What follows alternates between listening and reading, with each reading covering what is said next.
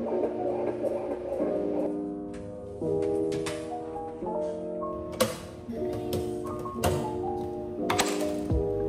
na siya individually para hindi mahirapan si Christian. Hi everyone! It's me again. Welcome back to my channel.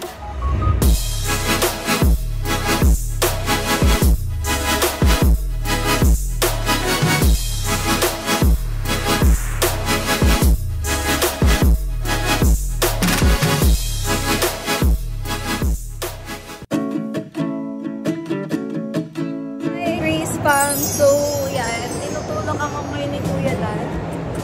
So, nag-wheelchair ako para hindi ako masyado mapagod. Kasi pinagbawalan na ako ng OB ko na maglalakad, magkapit na hagdan. Eh, wala pa kaming gamit ni baby. So, naisip ni baby na manghiram kami ng wheelchair kila ate baby. So, yan guys. I-update na lang ang video.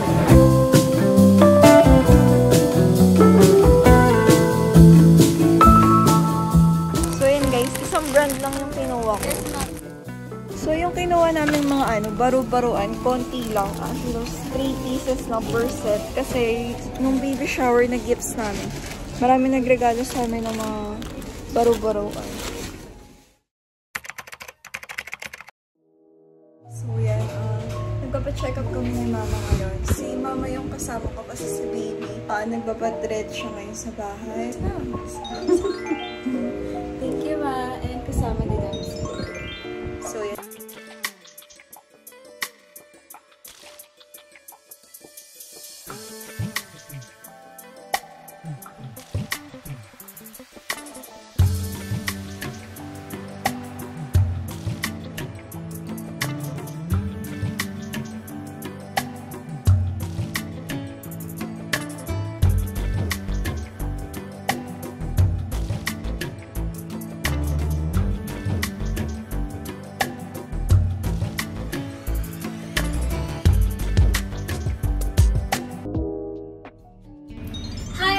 Pamela Gray here. Welcome back to my YouTube channel. So for today's video guys, I'm gonna show you what's in my hospital bag. So let's start with the baby clothes. So guys, may binili akong pang label. Alam ko kasi sobrang importante nito. Kasi syempre pagkapanganak mo, medyo groggy ka pa, wala ka pa sa sarili mo. So si baby, baka hindi niya alam kung ano yung ibibigay niyang damit or ano yung kailangan ni nurse. So nilagyan ko siya ng mga label para mas madali siya makita. So guys, ito yung binili kong printer para malagyan ko siya ng mga label. So guys, hindi ko alam kung gaano kami katagal mag-stay sa hospital. Hindi ko alam, baka mas-CS ako. Hopefully, sana hindi naman. Sana maging normal ako. Knock on wood. So, in case na mas-CS ako, at least we are prepared. So, eto na, nakapack na siya individually yung mga damit ni baby, yung baby wolf. Yan, nakapack na siya individually para hindi mahirapan si Christian. So, yan, meron ng nakalagay na day 1, day 2, and 3, and 4. So, nakasama na sa loob yung mga mittens, socks, and baby. So, complete na ready for the nurse. So, guys, eto yung pinili kong going home outfit ni baby. Dito natin, ano na sa loob. Ubusan ako ng ganito, kaya ito na lang yung ginamit ko. So, sayang naman. Sayang. So, binigyan ako ng end-month ng free mask for baby wolf. Ayan, mask na. And ito yung outfit niya. Hindi ko nalalabas. Pero parehas lang siya, plain lang. Tapos ito lang yung color niya. And itong, itong tela nito is bamboo. Actually, wala akong talaga masyadong alam sa mga ganun. Kasi, nung shoot kasi, nung pinanganak ko siya, wala akong masyadong budget. Kung ano lang yung mga pinaglumaan before, pinag-alaetan, gano'n, ng mga pamangkin ko, or basta mga relatives, gano'n. So, yun lang. Pero nabilang ko din naman siya ng mga ng mga damit. Pero hindi ganito. Basta ngayon parang ang daming arte, daming mga iklabo. So, yan guys, partner siya. Binilan ko siya ng ganito, yung pair. Ito yung going home outfit niya. Ito yung combination. Tapos, ito yung bag. Then, ito yung isa. Ito, diaper bag. Cute. So, meron din siyang na hotdog. Ayan, bear din yung design. Nakita na ako sa bear, parang kasing sobrang baby ng moment kapag mga ganyan. So, eto naman yung swaddles niya. Guys, ang cute din. Mukha siyang elephant. Cute, ito yung shoes. So guys, meron din tayong affordable changing mat. So, ayan, bear pa din. Changing mat. So, let's proceed to mama clothes bag, including towel, robes, day outfits. So, I don't want to really dress up in the hospital. I like more comfy. No need to bring underwear because I'm gonna use these panty pads. So, yan, nilagyan ko din siya ng label para hindi malito si Mumu in case na hinis or hinin ko yung napkin. And guys, binder. Ito yung ginagamit kong binder ngayon. So, hindi pa ako nakakabili ng binder yung after pregnancy. Yung masikip talaga, yung super tight. So guys, meron din akong urinal pads. Ito yung brand niya, Tox.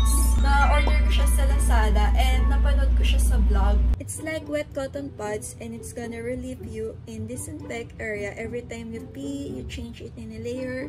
Again, on top, 4 pads. And also, no-pee rash cream in case na magkaroon siya ng rashes. So guys, next item natin is Tommy PP. So, in case na mag-leaking, so yan, mag-breastfeed tayo in case na mag-leak. So, yan, meron tayong breast pads. So, Dermaplast First Aid Spray. Na-order ko din to guys sa Lazada. So, it helps you to fast recover to your stitches. And I'm scared if my stitches to break. So, this product can help you to your sensitive down there. And next one is Freedom Mom. So, yan, open natin siya, guys. So, itong Freedom Mom bidet, meron ito sa Lazada ng mga yung, ito kasi 1.5 kasi bili ko dito. So, meron na bili daw yung kapatid ko, si Chocho. 200 pesos lang. So, sinabi niya sa akin, naka-order na ako. So, yan, tatapat mo lang siya sa keme mo. Tapos, so, hindi mo na siya kailangan hawakan. Nakakatakot kasi pag ginawakan mo siya, baka isang weird ng feeling. So, eto, makakatulong siya para pag nagugas-ugas. Kahit after kumanganak, hindi lang siya, kunyari magka-camping or cute. So, next is newborn diaper. So, yan, newborn diaper. And dry shampoo. So, yan, mag-dry shampoo kasi ilang araw kung hindi maliligo. So, nakakaya naman sa asawa ko at sa mga bibisita sa akin. Si baby, ayan, iya din ako mabango. So, yan, dapat mabango paglabas ng baby. Okay, next item is baby wipes. So, next is nipple butter. So, yan guys, ito yung nirecommend sa akin sa department store na nipple butter. So, yan. I-apply mo lang siya sa nipple mo. So, yan. Para hindi magsugat. And, eto din. Bumili din ako ng oil for my stretch mark. So, para hindi na siya madagdagan. So, sa mga nagtatanong kung stretch mark ako o wala, meron po akong stretch mark. Ang stretch marks ko kasi white siya.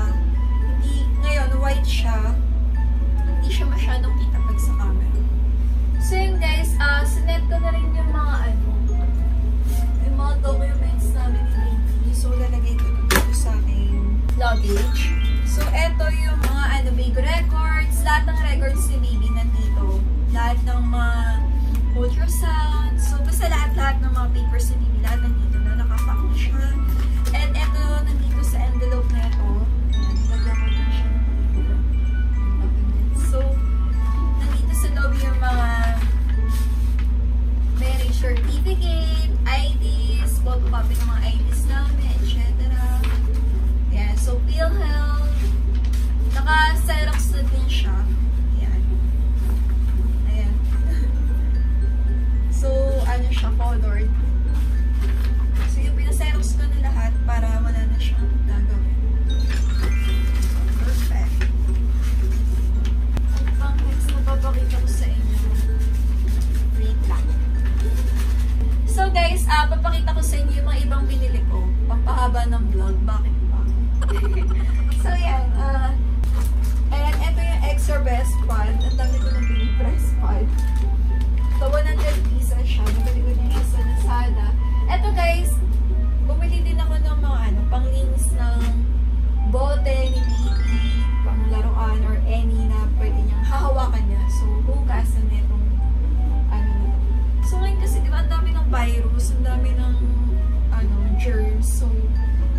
mas ma-art in na talaga tayo ngayon. Mas maraming gastos talaga. So, ito din yung detergent na binili ko for the baby. Ayan, para mabango siya. Ito yung lagay na swaddle. Ayan, tapos papakita ko din sa inyo guys, yung binili kong bote ni baby. So, ito yung box niya. Ang ganda. Naganda talaga ako. Hindi kasi, hindi ko siya ina-open. Inaantay ko talagang mag-vlog muna ako bago ko tanggalin yung ribbon. Nang hinayang kasi ako sa ribbon. So, yan, i-open ko na siya. Ngayon ko pa lang siya ulit makikita. So, kung tayong mga mami kasi, parang, di ba, wala tayong ginagawa everyday. Parang, inip na inip ako sobra. Ang tagal bago mga anak, ganyan. So, lagi ko tinitignan yung mga gamit niya. Badaw na yata ako. Siguro hindi lang ako gumagawa. Tingin ko marami namang gumagawa. So, yun. Sobrang excited ako dito sa bote na to. Hindi ko siya mabuksan. Kasi inantay ko ang mag-vlog. Tapos, ito yung price niya. 5,699. Ayan. So, siya? Bali, 5,700. So, ang laman niya sa loob, dalawang bote na maliit, tsaka dalawang bote malaki. Paano siya buksan?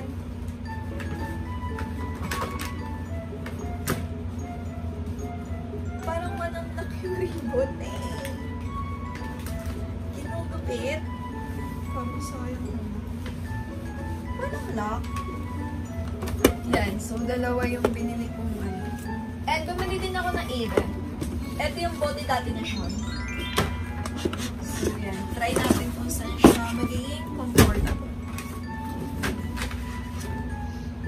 Oh, diba? Unbox tayo ng bote. Bongga. Ayan siya sa loob. Open natin. Ngawit na ako yung legs. So, ang ganda ng style niya. Pa-square siya. Ayan siya. Ito yung malaking size. And, ito yung pang newborn. Ayan. Cute. Nice. Pakita din natin yung Aiden.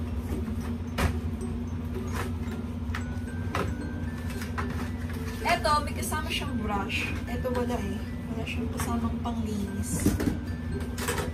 Ito, tabi na natin ito. Finally, nabuksan ko na siya. So, ayan. Kasama siya sa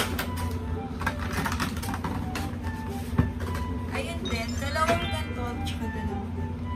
Ito naman, nasa 2,000. Parang 2,500 or So, ganun. Kulang-kulang 3,000 yung price. So, yan. Hindi muna ako masyadong bumili na maraming bote. Ito-try ko muna kung saan siya comfortable. Next is this one. Ito, binili namin to sa SM. Ito yung mga accessories niya, mga pangtuto ng nails, toothbrush, etc. Tapos, ito yung baby cologne.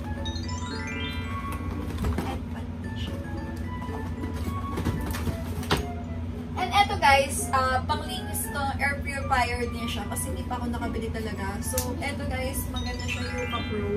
99.99%. Tapos, pili kasi ako sa scent ng mga pang-tita-tita, halaman, ganyan. So, relax ako every time na aamoy ko to. Yan.